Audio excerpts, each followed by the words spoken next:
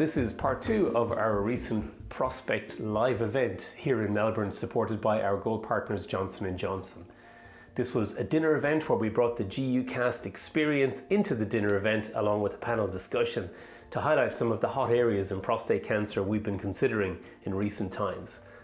In part 1, we discussed PSMA conundrums and also triplet versus doublet therapy.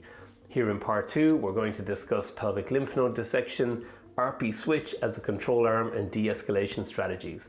We have our international guests Kim Chi and Carmen Mir, along with local guests Marlon Pereira and Steve Begbie. We hope you enjoy. Welcome back to part 2 of this special GUcast live event. Good, we're all getting fueled up for the 3 remaining hot topics in prostate cancer that we're covering on our GUcast live event tonight. I hope your appetite was whetted because these 3 are crackers, and we will rattle through them. And again, please get involved. Put your hands up. Make a comment. We want to hear from you, especially if it's something controversial. We don't want you to agree with the international panelists. Yes, Steve? Where do we get those fancy T-shirts that you wear? Yes, merch. Yes, we love merch. That's what we do. You will have your merch tomorrow. Friends of the podcast get merch. Do we get the shoulder accoutrements, or are they only for the compares? We have tiers. Okay. Okay, so pelvic lymph node dissection. Carmen and Marlon, we're going to direct this towards you. So there was quite a big change this year in the EAU guidelines, and I did a plenary. I was invited to do a plenary at the EAU to argue against the role of lymph node dissection in the PSMA negative patient, and I didn't know that the EAU guidelines were changing because they only get released at the meeting. So they got released as I was on the flight on the way up, and it was really interesting. It's not finished, is it, this discussion about the guidelines, but this is what Daria Tilke, who's the vice chair of the guidelines, urologist at the Martini Clinic, who does a massive amount of prostatectomies and lymph node dissections. This was her comment on the changes. The EAU annual meeting, there was a lot of talk about pelvic lymph node dissection. I was involved in one of the plenaries on it. But Daria, there's a big change this year. Can you please summarise the changes on pelvic lymph node dissection recommendation for high risk and intermediate risk that the guideline committee has presented? In intermediate risk, in the previous versions, it said to perform an extended pelvic lymph node dissection based on predicted risk of lymph node invasion using validated nomograms. For example, if the risk exceeds 5%, then perform extended pelvic lymph node dissection. And now it's totally different because the part of the lymph node dissection completely disappeared in the intermediate risk patients. So when there's the recommendation for surgery, it talks about offer radical prostatectomy to patients with a life expectancy of above 10 years and that you can delay it safely for at least 3 months. But there's no sentence now about having to perform an extended pelvic lymph node dissection with, for example, a risk of 5%. So it was amazing. It went from a recommendation that if the predicted likelihood is 5%, in other words, you have a 95% chance of not having any lymph node involvement, it was a strong recommendation to do an extended pelvic lymph node dissection, and that's changed to no mention whatsoever of doing lymph node dissection. No mention of PET scanning, no mention of this, that, the other. So it was a big change, caused a lot of stir, didn't it? Carmen, you're going to talk a bit about this tomorrow, but how do you feel this has been received? Because I'm getting the sense there's a bit of pushback a little bit about people saying, but the guideline committee said, well, show us the data that it actually helps people. What do you think? Yeah, so it's a controversial topic. There is no answer, probably. What I understand, it's out of the intermediate, but if it's done in the high risk, they encourage you to do extended. So that means that you should include the commons and the presacral. So in summary, if you do it right. To a really big lymph node dissection. If not, don't do it. And there is no data to support it, definitely. We have 2 randomized trials, but these trials were not perfect, like anything in life.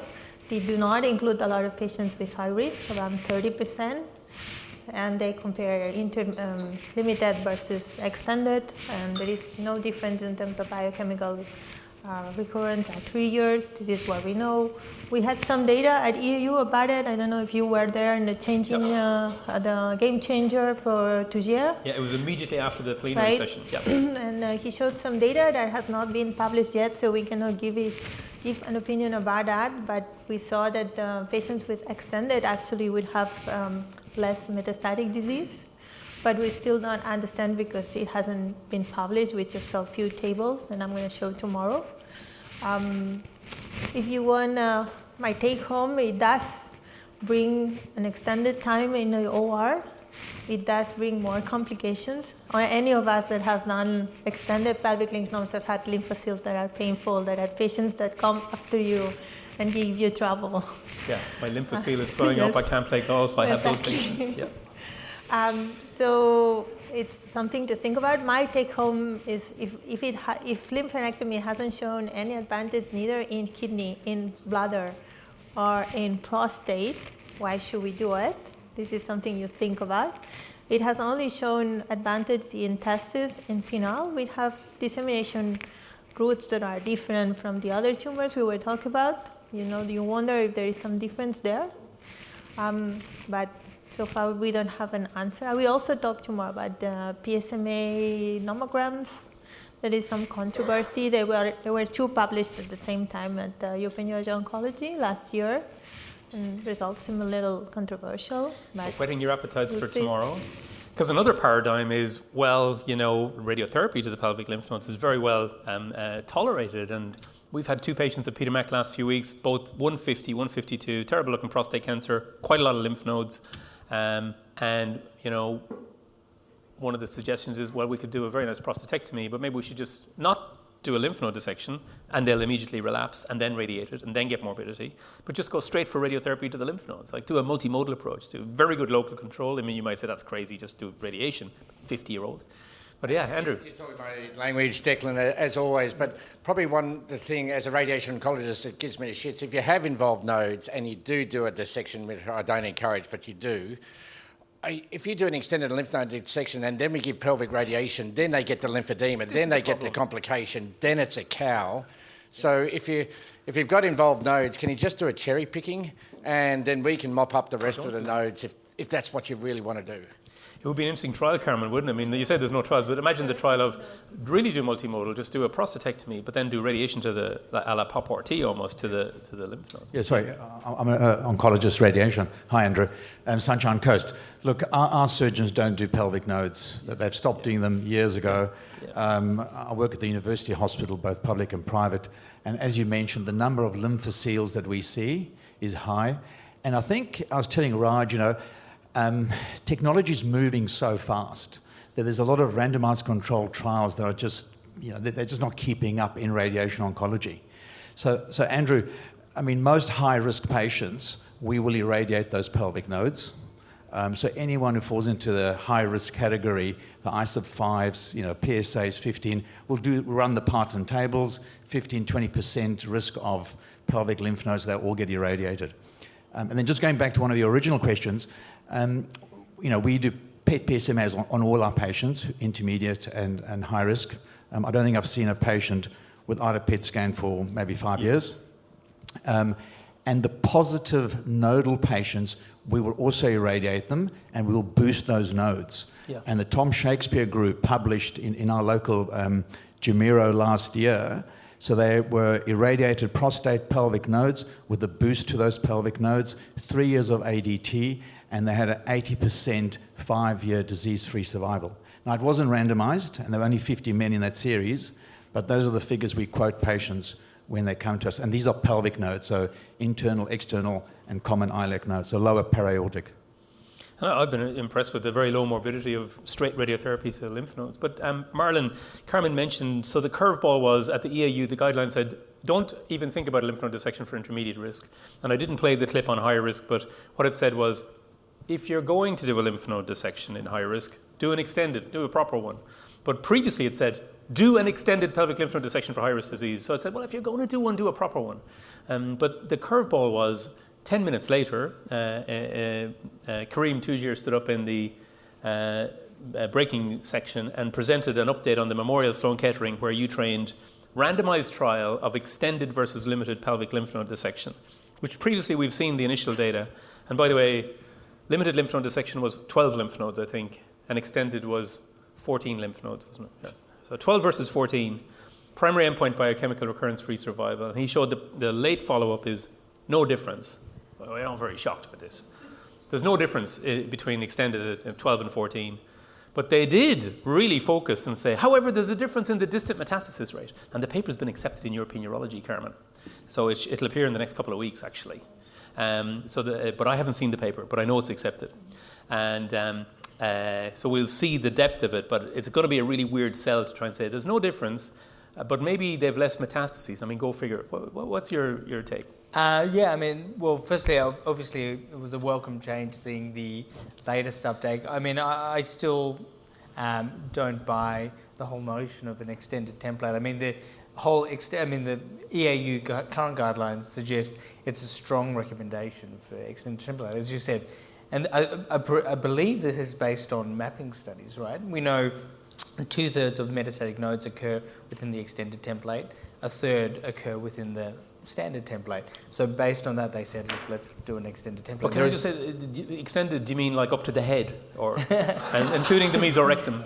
Because what those templates showed is that prostate cancer occurs in the mesorectum and the presacrum, and nobody's getting them in any sort of extended. Exactly. So I mean, the question is there any randomized data? And the answer is no. There's actually randomized data to suggest that there's no benefit doing extended templates. There's 2 randomized controlled trials, including Karim Touger's. I was involved in a lot of that data collection, actually, so yeah. I hope I'm on the co-author on that paper. Right, yeah. But you know, the top line result was there was some signal, weak signal, or there was a signal that there was a difference in metastasis-free survival in the extended, you know, favouring the extended template cohort. You know, I think it could be a fair fear. I mean, you know, you've spoken about the differences in the nodal counts. The median node count the difference was actually only one. Obviously, there's multiple variables that can affect that pathology review, so on and so forth. I don't buy it. I think we'll wait to see the full data. Will it change my practice? No. I mean, we seldom perform nodal dissections like we spoke about. If we do perform them, what are we going to perform? I'll probably still perform a standard template, to be honest with you. Yeah. Okay. And no PSMA in those trials. No PSMA in those trials. So it's weird, isn't it? Well done to everyone for doing prospective randomized trials as well, especially. But it'll be very interesting to see. But at the end of the day, you'll probably conclude tomorrow, it still remains contentious, but there's been a significant swing away in the guidelines from doing pelvic lymph node dissection. The other thing we talked about in that podcast was the other very big change was previously, if you had a clinically N1 patient on conventional imaging, so you can see like a 10 or 12 millimeter thing on conventional imaging, surgery was recommended in select patients as part of a multimodal approach. But now it's dropped. There's no role for surgery in CN1 patients, so it's interesting. Okay, let's move on. ARPI switch. I absolutely love this topic. So the background to this is for metastatic CRPC in the last 5 or 6 years, when you've got a new thing you want to try for your patients, everyone's been on an ARPI already, but now they've progressed their CRPC. And the control arm that has come into vogue has been, well, switch from enzalutamide to abiraterone or vice versa, which everybody knows is no good to the patient. And then you chuck in your other thing to see are you any better than the terrible thing. So it's been quite I'm very interested to hear what the geomedical oncologists think about it, because we're now hearing quite a lot of conversation about this. And at ASCO GU, CONTACT-02 read out. And it was updated at ESMO recently. So CONTACT-02 is mCRPC, a randomized trial testing cabo atezolizumab versus ARPI switch, negative trial. And we've had a couple of people on the podcast talking about this, and the first one I want to play to you is Vinay Prasad. So hands up who knows Vinay Prasad or has heard of him. A few people have. So he's a GU medical oncologist at UCSF, hematologist oncologist at UCSF, has a massive following on various social media platforms. His areas of interest are hematology and policy. So he's very interested in randomized trials and decision making, and he's extremely critical and quite, fiery, I'll say. And he runs a huge podcast called the Plenary Podcast, where he talks about these issues. So we've had Vinny on a couple of times. We had him on after the Profound study came out, which he described as profoundly bad and profoundly disgusting, etc. And great sound bites. I kept playing the sound bites within the podcast. But this one in February he called it Unethical Trials. And he was talking about Contact-02 and another trial as well. But we want to focus on... So look, let's go to Contact-02. Yeah. So this got a lot of attention. It was a big study, kind of very easily anticipated, because there's still this lingering question about the role of immuno-oncology in prostate cancer, which, everyone knows my view on this. It's a total waste of time. We should not be doing these widespread, unselected trials using a therapy that has minimal chance of benefit and exposing all these patients to blah, blah, blah, blah, blah. The setup of the study was they were randomized to either basically continue on an AR pathway inhibitor, switch over to one or the other. ARPI switch, yep. Yeah. So in other words, not change to chemotherapy or, I suppose radioligand therapy wasn't out then, but chemo certainly was. Or to go on the intervention arm of atezolizumab. Cabozantinib. Yeah, cabo. Cabo-atezo, yeah. I mean, the first point is that in a perfectly functioning oncology ecosystem, cabo and atezo would be abandoned in prostate cancer. These are both drugs that have failed as single-agent drugs. They have low activity. They're not that promising. Combine them together, and not only they're not promising, you have terrible toxicity. So how can you eke out a win with terrible drugs, low activity, not very promising, have failed themselves in randomized controlled trials? We may remember about cabozantinib, famously failed after some JCO, early excitement in the JCO in the middle of last decade. You take these two drugs, the only way to eke out a benefit, not even on OS, but on PFS, is if you go up against the absolute worst control arm you can think of, which is giving abiraterone to somebody who progressed on enzalutamide. That is absolutely unacceptable. It's the worst option, especially when you can reach for docetaxel or cabazitaxel or, lutetium-177 PSMA, as you can now. I mean, we've known it's substandard for quite some time. I'm going to read you the quote. We wrote a paper on, I call it profoundly bad, the profoundly bad study, and we write the control arm of abiraterone or enzalutamide, presumably which had not been used earlier, is suboptimal since there is substantial cross-resistance between these agents, leading to poor response rates and short PFS. I mean, it's no secret that these drugs don't work when you've exhausted the prior drug. This is well known. Now, why do they get away with it in Profound, and why have they gotten away with it in other clinical trials, and why do they get away with it in Contact-2? The U.S. Food and Drug Administration is allowing the company to use that as a control arm.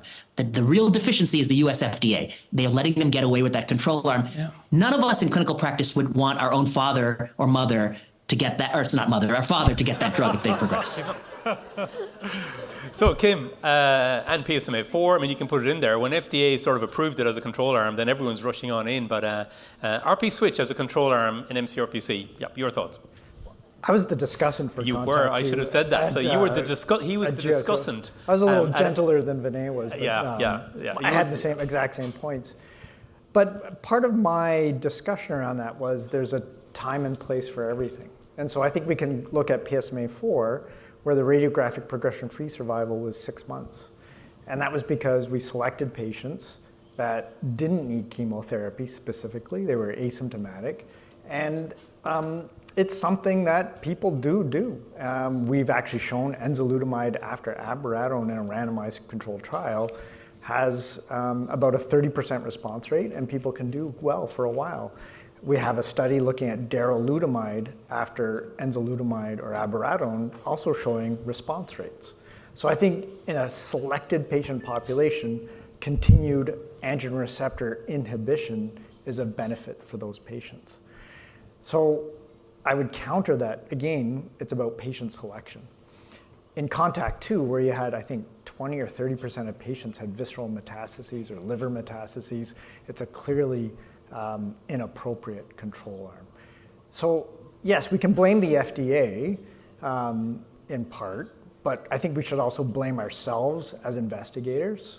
Like I would never have randomized a patient on that trial. I didn't sign up for that trial. So, so investigators are doing it. There's people's names on that paper that are there. So we should question, the steering committee, how could they do that? So I think it's a little bit more nuanced. And we're also seeing now these next generation AR inhibitors, the PROTACs and others, showing activity in patients post-ARPI. So I think androgen receptor is still a target. It is still a target in patients, and we shouldn't abandon that. I thought for a minute you said 30%. You said 13%, was it? 30%. Oh, I did hear correctly. Enzalutamide after abiraterone. I must have been in the toilet when that one came out. I must have missed that one. But really...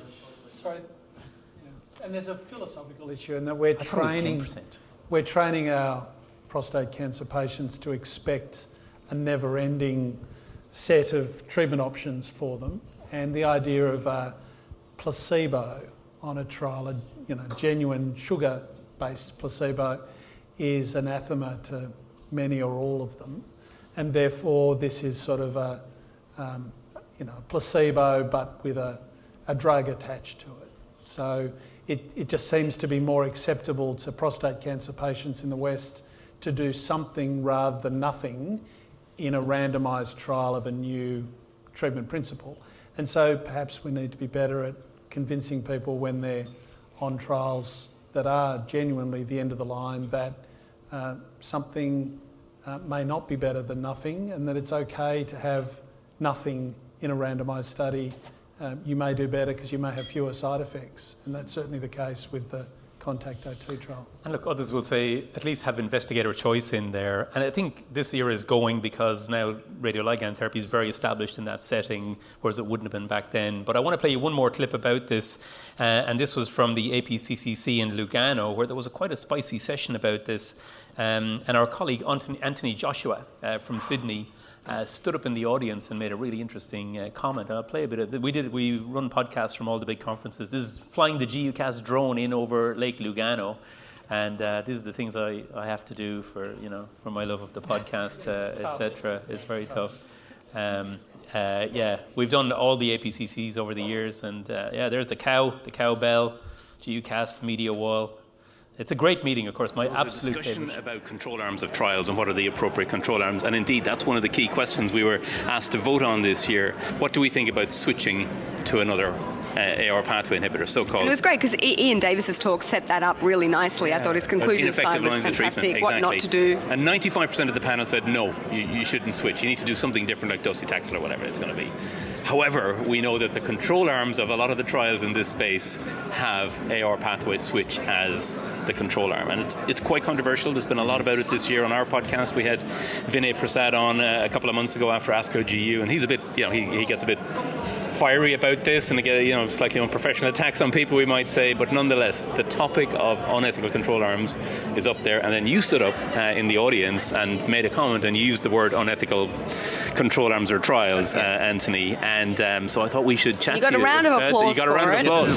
So I'm not sure if we have time to answer this, but I was going to bring up this issue about the control arms in some of these clinical trials, which have been brought up by two speakers, and there doesn't seem to be a consensus question which has been submitted on whether these are appropriate for our patients, but I would just like to sort of get people's opinion.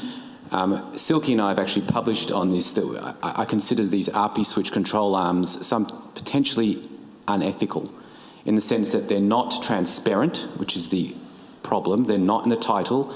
The ARPI switch implications are not in the consent form, and they're not in the protocol, and they're not justified. I think it's a big problem. I think there's going to be a day of reckoning from our patients who are going to say to us, why did you allow me to go on a trial when the control arm was substandard? And the only people that are endorsing this control arm, it appears to be, are the FDA, whose mandate is simply to find something which is vaguely applicable to the US population. It would be far better if the control arms on all these studies were physician's choice, thereby allowing us to do the best for our patients, not the best for the FDA. Anthony, can I take that?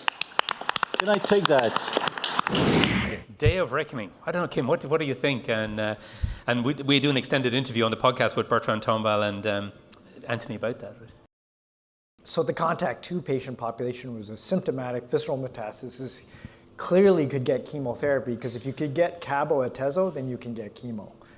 There, I think I feel quite strongly that it's unethical. But you take a patient population like PSMA4, asymptomatic, not ready for chemo, rising PSA, otherwise feel well, they don't want to do anything else. Like a perfectly reasonable option would be to do nothing for those patients. So having an ARPI switch where even ABI after ENZA, 10% response rate, probably the prednisone. Still, it's a reasonable thing to do. And with a 6-month radiographic progression-free survival, was a reasonable thing to do for those patients.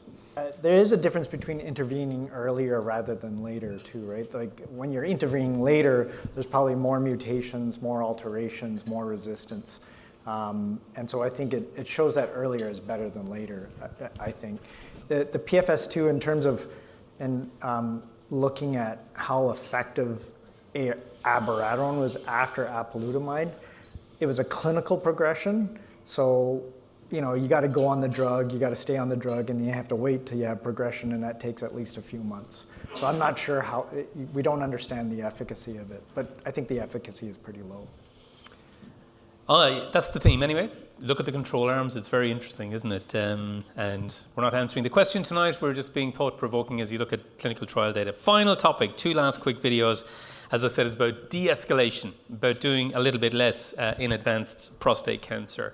First, who did we chat to about this? Arun, when we had Arun and Elena here. So I suppose what we're thinking about is, look at all their merch. Yeah, well, he's one of our clinical advisors. If you're an advisor, you get the whole jacket and everything, And Elena's been on the podcast quite a few times around the world, so she's got a whole wardrobe of she doesn't stuff. Have the epaulets, though. No, I have to memo to self. Yeah. So this was along the lines of, okay, ADT ARPI, really, I suppose, you're going to get some fantastic responses. And can we stop? The lymph node only retroperitoneal disease, the PSA is 0.2 a year and a half later. And this will be important tomorrow because we have talks about this. So what do you think about the goal of avoiding ADT for these men? So they've had a prostatectomy a few years ago or radiotherapy. PSA has gone up a bit. They're perfectly well. They've had a PET scan showing 3 or 4 spots. One option of going for ADT and ARPIs, but that means castration. Absolutely, yeah. And I think there is a case to be made for at least delaying ADT in these patients. And I think it all depends on what we believe is actually happening. So looking at their PSA kinetics and truly seeing if what we're seeing is just the top of the surface of what's really underneath, which is systemic disease. If you have patients who had a prostatectomy 12 years ago and is now relapsed, those are patients you can often get away with metastatic therapy and they do quite well. Yeah. But when you see those patients who progress within sort of 3 years, right, or shorter after, they've got they had metastases when they had their surgery, and it's just a question of they've just come up now. So, the other question of these patients, and I'm not sure if it's one of the events, maybe it'll be for 2028 Olympics, will be, the sort of de-escalation, the question about de-escalation. So these patients are perfect candidates for de-escalation. There's obviously de-escalation studies going on. We're speaking about J&J. There's a J&J sponsored study, Libertas. I'm the co-chair for that. And that's actually that allows PSMA PET positive patients to get on study, even without conventional imaging, and looking at, stopping ADT in patients who get a very good PSA response after 6 months. So these patients, I think, are prime candidates for studying de-escalation, because you're absolutely right. There's morbidity from ADT and an ARPI. So these are patients we should really be looking at de-escalation in. But in a lot of cases, I don't think the metastasis-directed therapy is enough. And a lot of that podcast, by the way, was about metastasis-directed therapy. That's what the run into that was, as a form of de-escalation, avoiding ADT. That's why Renu was talking about it. But yeah, Stephen, so what are your thoughts on this? We've heard people saying, we have to wait for these trials to see is it safe to stop. Others like us would argue, this is just intermittent ADT. We have all this data. It's like an extrapolation of intermittent ADT. This is perfectly safe. We've been doing it for years. So what are your thoughts? Can you just treat this as intermittent ADT and stop and restart? Or do we have to wait for all the trials, which is going to take like 10 years, 15 years? So we spoke earlier about the toxicity of docetaxel for 4.5 months. And that's certainly the case. But I think we sometimes underestimate the toxicity of a lifetime of ADT post-diagnosis. I'm rather fond of my testosterone, and many of my patients are as well. And so any option that we've got to delay the initial commencement of ADT and to give people breaks, I will take. But again, it's looking at the individual patient, the PSA doubling time, the aggression of their disease.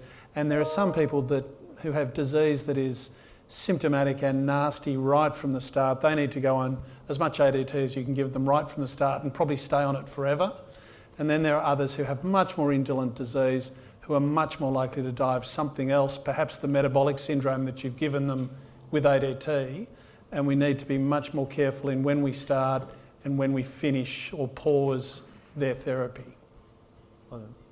Yeah, I think you said the magic word, and also, it was 3 to 4 metastases. Yeah.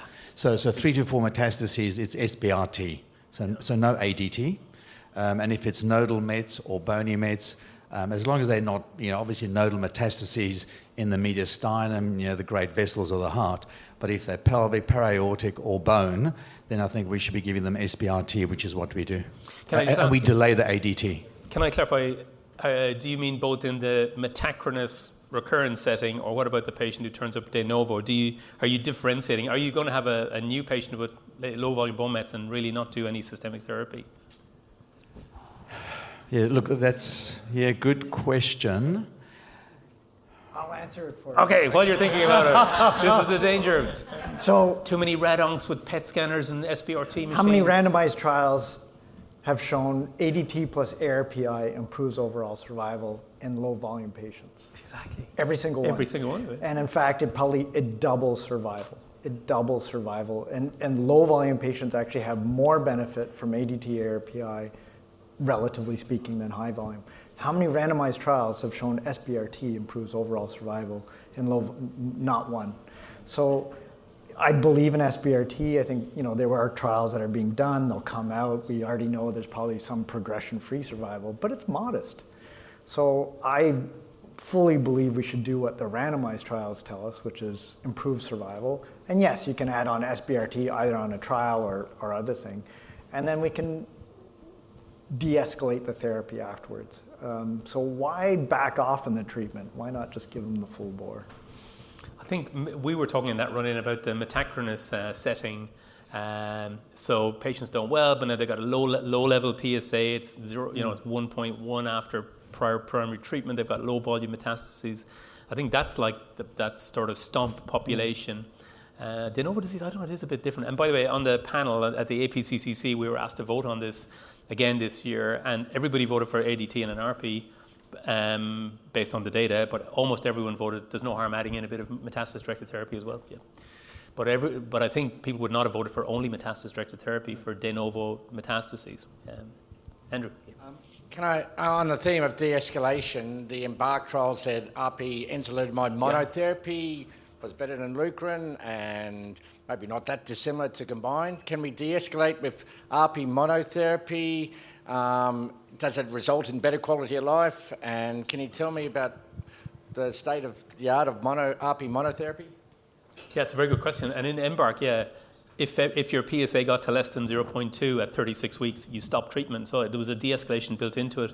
But I can't remember, isn't there a bit of a tail in it that the enza monos, they pick up a bit quicker, but yeah. So I'll tell you why we do that. I'll play the last video, which was from Alicia Morgans again when she was here, when we were doing these 3 big topics she identified, and this is about de-escalation. Her Twitter feed is still cancer prostate survivorship. She is interested in quality of life in patients with living a long time with their cancer. We've all been caught up in this dogma of, you've got to give your best treatments up front for aggressive cancer. Yes. But at one point, we do have to just take a step back and look at how these patients are responding and see, well, is it time now to take a break? Let them recover and see what the result is. Yes, and I think, our imaging modalities are giving us the opportunity to do this, I think more so than we could have in the past. That and such effective therapies. So when we have patients with oligometastatic disease, for example, who are identified on a PET scan, in our clinics at least, we're often trying to hit them really hard with best systemic therapy and then maybe radiation to the prostate and metastasis-directed therapy, and we talked about this at APCCC as well, just really intensifying, and then stop treatment after a certain period of time, let testosterone recover, and see if we've done enough. Is that intensification up front really enough to not just shift the trajectory of the cancer, but maybe cure some of these patients, and then give them the opportunity to live without all of that burden of systemic therapy? So So we're going to talk about that tomorrow, about the trials for it. But anyone in the audience want to make a comment about this? Because we've had the ARPIs funded for mHSPC for a year and a half or so now. So I've now got a whole load of these patients. Apalutamide was first off the ranks. So like they've been on apalutamide and ADT for a year and a bit now. The PSA is 0.1. And I'm wanting to stop some of these patients. And I'm sort of applying the intermittent ADT thing. Marlon, I'll ask you about this. You know, the classic old Crook data and all that data that said, yeah, you can stop. But surely it's just an extension of that data, I would think. Others will say, Lawrence might tell me, no, you need a trial to show it's okay to stop. I don't freaking stop. And restart. We can do that. We can stop the ADT and the ARPI in Australia. And then under the current criteria, we can still restart. When you ring the PBS or PROTA, you know, is the patient, yeah, no, we're starting ADT and we're starting the ARPI again in a couple of years. Well, can I ask the question? Because I've got the PBS listing in front of me. Yeah. Patient must only receive subsidy for one novel hormonal drug per lifetime. Correct, I'm going to start the same drug. Yeah, I mean, so is that your understanding of the indication that Early-And has with the PBS? That I can stop it for 2 years and then restart it? It's the same, you answered it yourself. It hasn't progressed, it's the same drug, it's within 6 months of starting ADT. That's how I could justify it to myself. But when I'm monitored by the PBS inspector, what will I be able to do? You'll be fine, we'll be there together. Yeah. When we get to the pearly gates, you and me, right, there'll be 2 queues.